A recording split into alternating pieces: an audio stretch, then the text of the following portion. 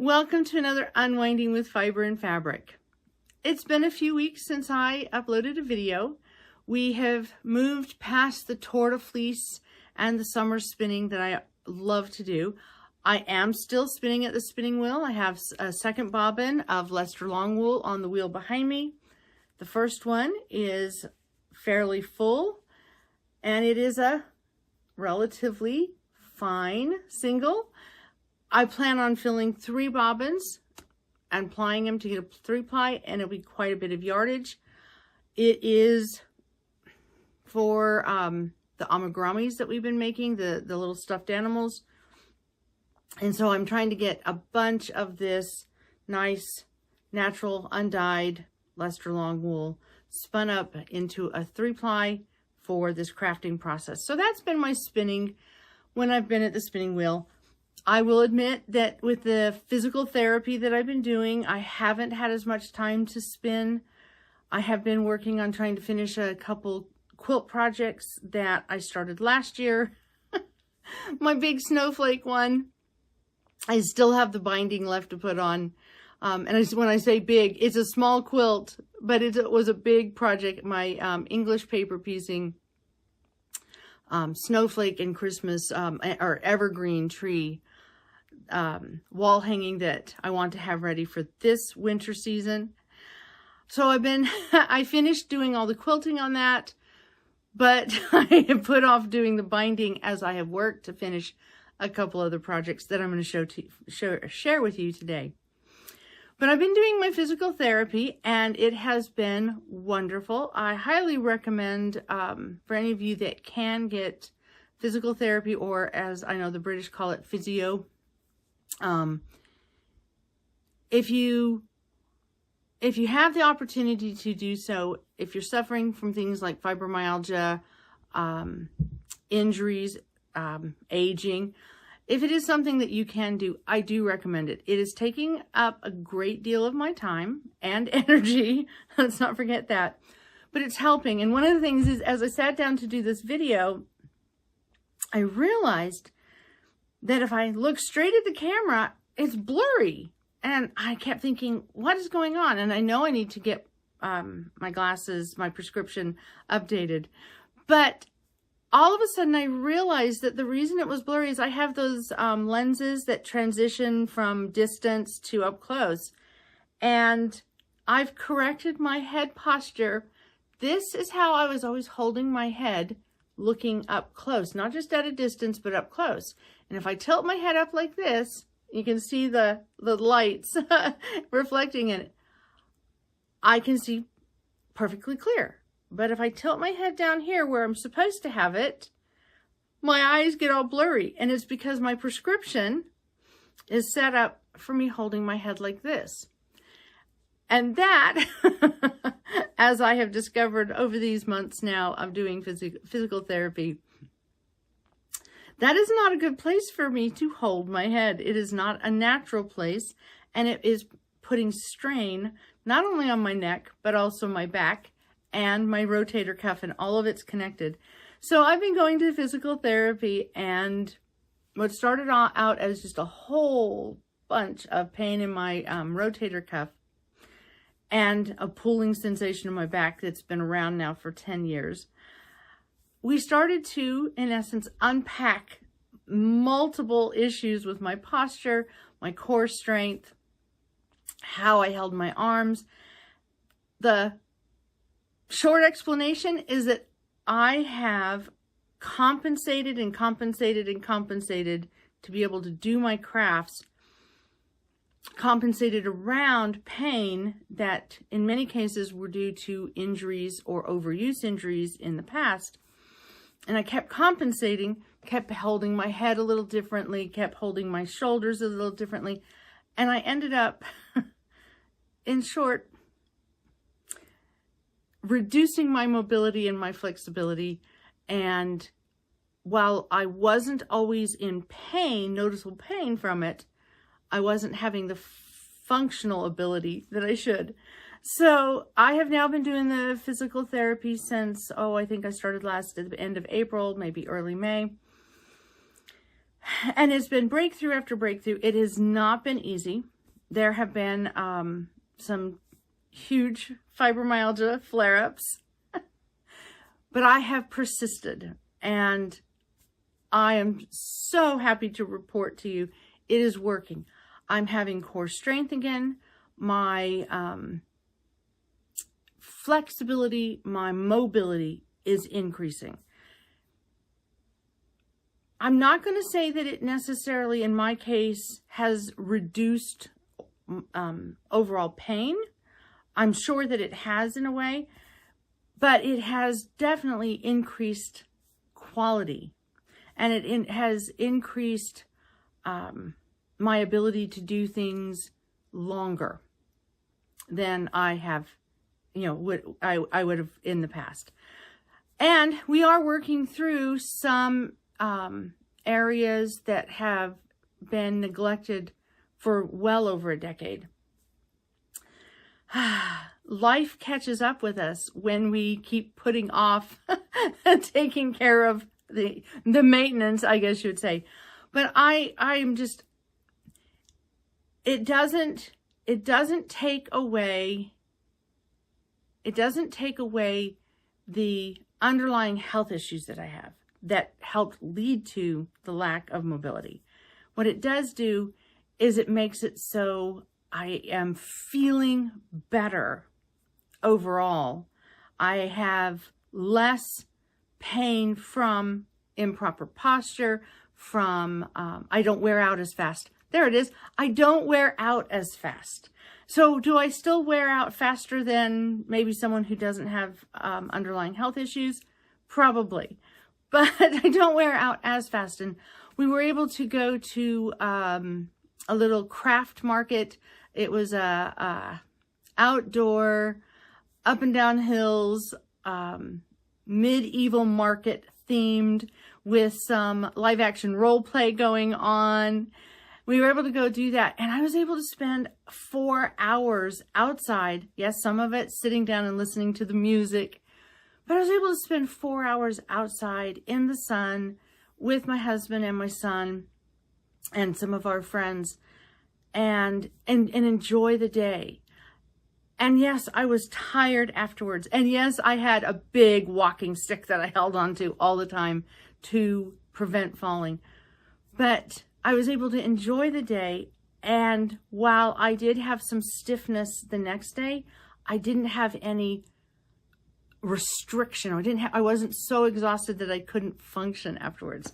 So it was a huge, huge thing to celebrate. A wonderful day, a lot of fun, some good food, good music, and a little bit of Christmas shopping now taken care of ahead of time. But I wanted to share that with you, especially for those of you that have been following me since I started these videos. It's a major milestone, and I've always been a huge supporter of physical therapy for mobility and pain, but I didn't know how much it's changed in the last 20 years. And it is different now than it was when I was doing physical therapy the last time for the recovery of a major injury. And our thinking, our medicine, our technology, our understanding of the body has progressed. Well, and I have all this gray hair now, and I fall into a different category than I did the last time I had physical therapy. And so the expectations are different. And I find that the care is now much more centered on helping have a quality of life rather than an end goal of having the body of 20 years ago back. And it's been wonderful. And I wanted to share that with you because we don't stop to think very often how much our spinning or our knitting or our crochet or our quilting, these hobbies, these fabric and fiber hobbies that we have, we don't stop to think enough about how much they are a sport. They are an activity. I was in the sewing room working on the Halloween project that I'm about to share with you. And I was using the rotary cutter. And I was implementing my better posture. I was doing everything in a way that was as ergonomic as possible. And all of a sudden I was discovering a weakness and a tiredness in my arm that was different from all the other things that we've been working through with physical therapy. And I realized, oh, okay, so we've got it to where I can lift up, and we've got it to where I can lift to the side. And we have it to where I can, when it's tucked into the side, it is better. But all of a sudden, that rotary cutter motion of moving my arm forward is like, oh, that doesn't feel as good. And I realized that I was developing the stability for these other motions that I was doing, but I hadn't yet addressed this going forward. And then when I was sitting in my lap quilting on one of my projects, I realized that when I hold my hoop, not up this high, but showing it for the camera, when I hold my hoop to quilt, because I'm trying to see the TV, I'm trying to hold it on this side of the body rather than straight on. And that felt weak and unstable. And that's the difference. I have strength in my muscles, but I didn't have stability. And I didn't realize that until I started doing all this physical therapy. So while I was aware that overuse, because every time that spinning wheel comes out for Tour de Fleece, there's a little bit of overuse. I knew about overuse injuries, and I knew about, needing to rest and take a break and having good posture, but I hadn't realized how much compensation I was doing because of something that was going on in my back and something that had happened to my elbow, and strangely enough, something that happened to my knee. These three areas of my right side, not to even mention the things that had happened to my left side 2 decades ago with an auto accident, but these things that had happened to my right side were all adding up, and my rotator cuff overuse issues that sent me to the doctors were all tied to this thing in my back and this thing in my elbow and this thing in my knee. And it's not just about building up the strength, it's about building up, and I love this, it's about building up the stability. That same thing that my walking stick, my canes do to help me walk so I don't feel like I'm going to fall. Well, if I can teach my body, again, to have the stability, the strength, but also just the stability, then while I'll still take my walking stick when I'm out in the countryside and going up and down hills, my fear of falling has lessened, because everything is now working together again. And I know that for many of us, when we go to the doctors and we talk about our aging issues, we talk about our autoimmune issues, I know that a lot of times they just don't understand when you say, well, I'm a knitter, or I'm a crocheter, or I'm a quilter. They just don't connect.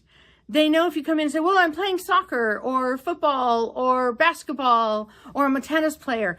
They know how to deal with those things. They know how to have that concept. But when you go in and you say, well, yeah, my elbow really hurts because I'm a knitter and it really hurts, they're not really sure what to do. But what I'm finding is some of them are waking up and recognizing that what we're doing is intense, and it is like a sport. It's like an office job where you're typing all the time. We're using our hands, we're using our shoulders, we're using our backs, we're doing these things. And I hate to say this, but we probably owe a huge favor to all of you younger viewers out there, all of you younger crafters out there, because I know from watching some of the other crafting videos, a number of the younger crafters are starting to have the same issues that we have, that I think we've always been told, well, you're just getting old. Why is it that if we are an older crafter, somehow we're supposed to be in pain? That's just accepted. But the younger crafters are going in with these same issues, and a number of the doctors are starting to wake up to the fact that these are intense activities. These are using our muscles. These are using our bodies in a very specific way, and we will get injured. And when we get injured, we want to get better so that we can continue doing the things that we love. We don't want to give up our hobbies and crafts. We want to continue them. And it is wonderful if we can have help identifying better practices, not just in doing the craft, but better practices in how we're sitting, how we're holding our head, how we are holding our shoulders, how we are using our hands, and how we're taking care of ourselves, because we are worth it. We have the value that makes it so we deserve this care. And that has been some of the things that I've been doing behind the scenes and why I haven't been doing video. Now, to show the show and tell, I'm going to start with the Halloween, and I will show a picture up here as soon as I show the up close. But you'll see right here, I have these little peekers. It's a creative kiwi design. I'll zoom in, you can see the kitty cat up on top of the witch and the ghost and the little Frankenstein and the pumpkin. And I have pieced it all together. I will show a picture, actually I'll put a picture right here of the quilt finished. This one, I definitely gave myself a challenge. If you notice, it is the main area with the applique. It is off-centered. So a lot of the fast tricks to piecing little pieces together I couldn't use. I really wanted it to look random.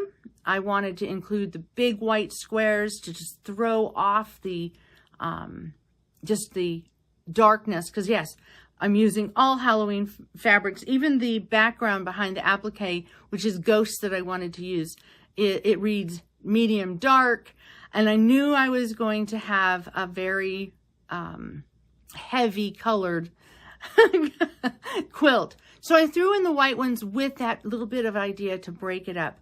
This actually is exactly how I planned it. It was the color palette. I knew it was going to be heavy saturation of color, not a lot of places for the eyes to rest. The one thing I do regret is I wanted to use, actually, the cat is not a black fabric. It is a black fabric that has been bleached, so it's a little bit on the gray side. I didn't realize until it was done how dark it was going to read against the dark fabric. And so I should have gone with one of the sections that was a little bit less dark, a little bit lighter gray, less dark charcoal. But it makes it look like there is quite the little spook sitting on top of the witch's shoulder. And then I realized it would have been so adorable, and I may have to do a second one of these, if the cat had been a little ginger cat instead of a black cat on her shoulder. Because the idea of a little ginger cat sitting on the witch's shoulder just tickles me, since I have such an adorable female ginger cat running around my house all the time. But I'm overall really quite pleased with it. I machine quilted this one, so it is machine pieced, machine embroidered to do the applique, machine pieced, and machine quilted. No hand. The only hand work is when I was sewing down the binding at the last stage of sewing down the binding. That's done by hand. And it really was a challenge to get it done. I started this, and then some family issues came up, and it took me about 3 weeks to actually get this all done. I was really proud of myself that I pushed through and got the quilting done in time for this video, because it just, like, everything about this one could have had this being put on the shelf and put aside, because sometimes when we start projects and tough things happen, we emotionally can't pick them back up again. And this one was very, very close. All the things that could have taken this and put it on the shelf happened. But I just kept pushing forward and kept telling myself I loved what I was doing, and I wasn't going to let the events around me stop me from doing what I loved. Part of the self-care that I'm trying to implement these days is that I push through the traumas that we were going through at the time, and I just took it little by little, and it is finished. So I love this one because this one is a banner to my perseverance and my new perspective. I'm never going to be able to stop or control all the things in this world that can go bad, and especially things that can happen to my family and my friends that make my heart heavy. I can't control that. And sometimes we have to take a break. But sometimes all we need to do is just take things in smaller batches, smaller doses, and we can get through. So, yes, I love this cheery thing. And I've even, when I posted this on Facebook to share with the Creative Kiwi group, I did mention, when I saw this design, when I saw this show up in pictures, that this was a new design that was out, the little chubby cheeks, the little smiles, the joy of this, I actually squealed with delight. I was so excited. And that was just legitimately days before we had a bit of a family crisis. And I kept finding joy every time I saw these little chubby cheeks. And I just kept going. I just took it in small doses when I could, breathing, practicing the things that I talk about all the time in these videos. And I got it done. So I am so grateful for people who use their abilities, their crafts, their inspiration to share things like patterns with us, videos with us. It does help when we're going through things. Sometimes we find the angels in the most unique places. And in this case, extreme gratitude for the artists that create something that give me joy that I can now share with you and help me get through my tough times. So I have that one. I also have, I was starting to work on this at the same time. This is my own design. My little Sunbonnet Sue and my little overall Andy, or Sam. I've been doing these for each of the seasons, and so it was just a matter of picking up the fabric, and then I just needed to digitize a couple leaves and a couple little pumpkins. And let me show you the pumpkins up close. They have the little leaves. I was pretty pleased, you know. So yes, I just went and digitized these guys to go along with the designs I'd already digitized before.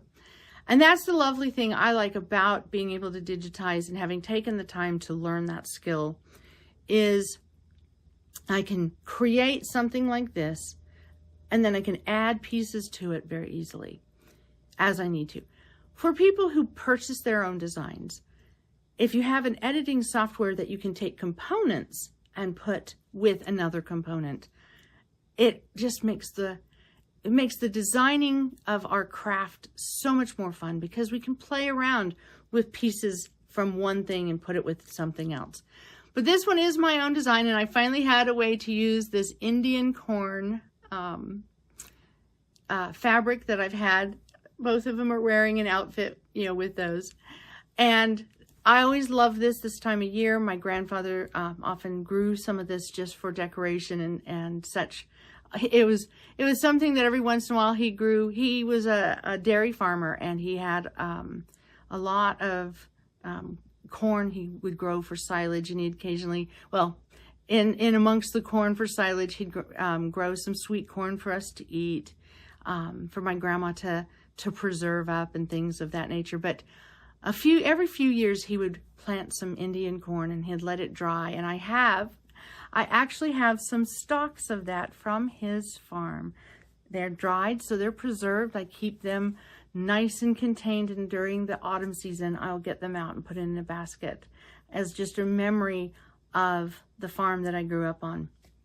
And so it was wonderful to have that fabric be used, have another little wall hanging up. And then I have one more project that I've done. So I have mentioned that we have started doing, we've got interested, our son was interested in, my husband years ago was interested in it. And of course I have a number of followers as well as people I follow who do roll top games, tabletop games like Dungeons and Dragons. And we have been doing Dungeons and Dragons. A friend of ours comes over and we host a session here in our home. And it is delightful. I am so enjoying it. I am so enjoying watching the different people who have created videos, kind of like little TV series of these games. And I've been enjoying it. Just it's amusing to me.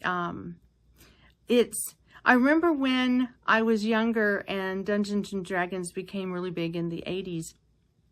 And when same time my husband was playing it, I remember a lot of people talking about, oh, it was dark. And anything can become dark. Anything can become overcast with negativity. It doesn't matter what's out there. If we want to be negative, if we want to be dark, if we want to have dark thoughts, if we want to go down that route, if that's what we enjoy, anything can be turned that way. But these things can be turned light.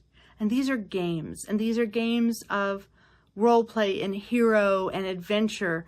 And our specific game that we're doing is very focused on the adventure, the hero, minimal amount of conflict and combat, much more on the adventure side. And that's the wonderful thing, is it can be orchestrated and directed for that. And so we've been having a wonderful time playing Dungeons and Dragons, and I decided to make a notebook for my husband. And so this is a machine embroidered dragon notebook.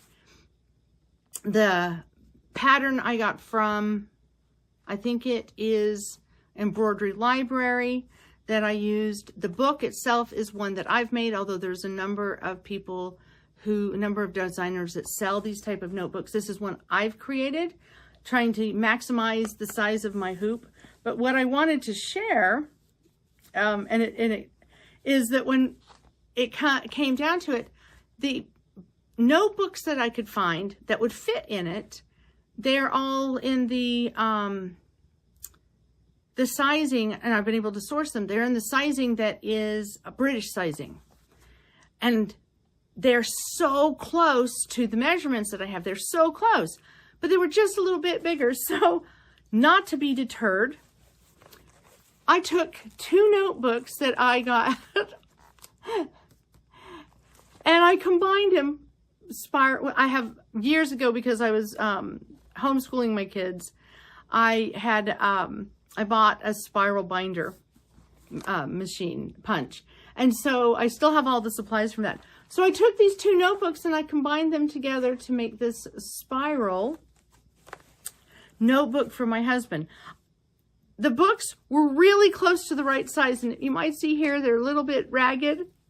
I had to cut them down with an X-Acto knife to make them fit. So I am now thrilled to tell you I can make my own notebooks, and in a pinch I can make them work.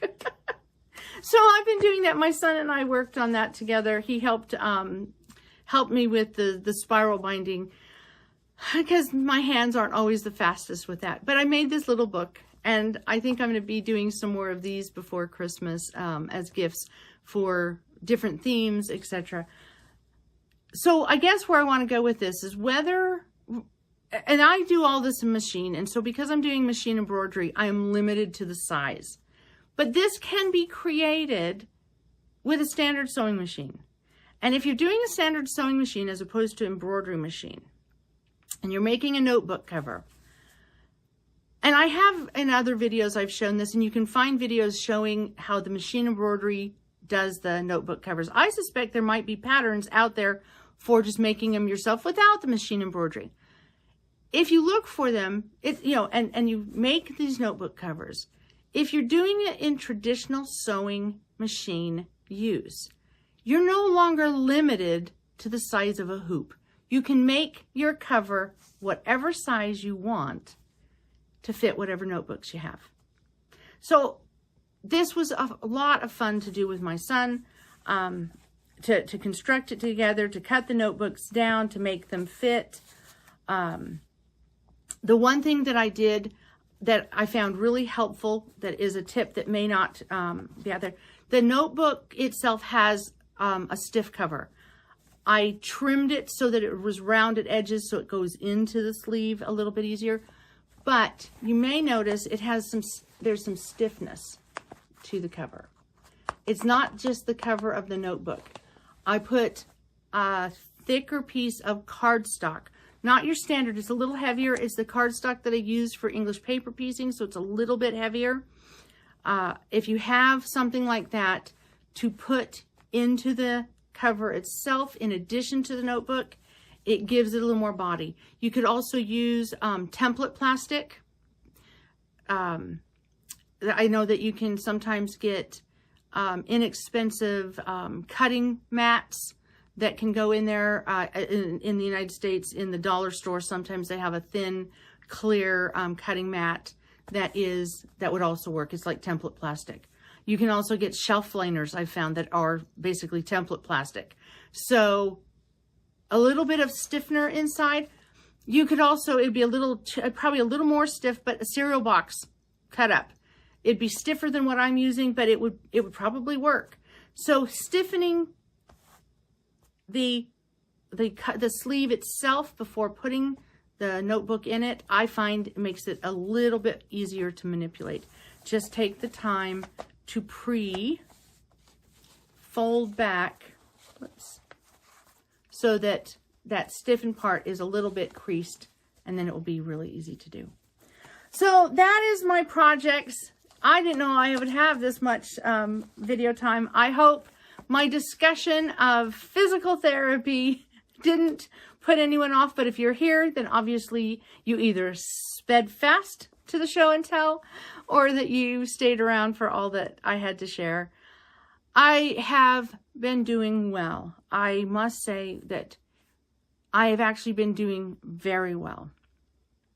There's been emotional blips, but like with holding my head in the right position, I am getting stronger and more stable. And I'm doing my crafts, and I'm working through the hurdles that life throws at us. I think I'm doing so with more joy, certainly with more stability. And I wanted to share that with you, and I wanted to wish you a happy unwinding with fiber and fabric, if you are able to get some into your life this week. And as we approach the falling leaves, and yes, we've already started to have leaves fall and change color in this area, as we enter the changing seasons again, I wanted to wish you the best. And hopefully it won't be quite as much of a gap between this video and the next, but if it is, just know I am enjoying time unwinding with fiber and fabric, and wishing that you are doing the same. Until next time, bye-bye.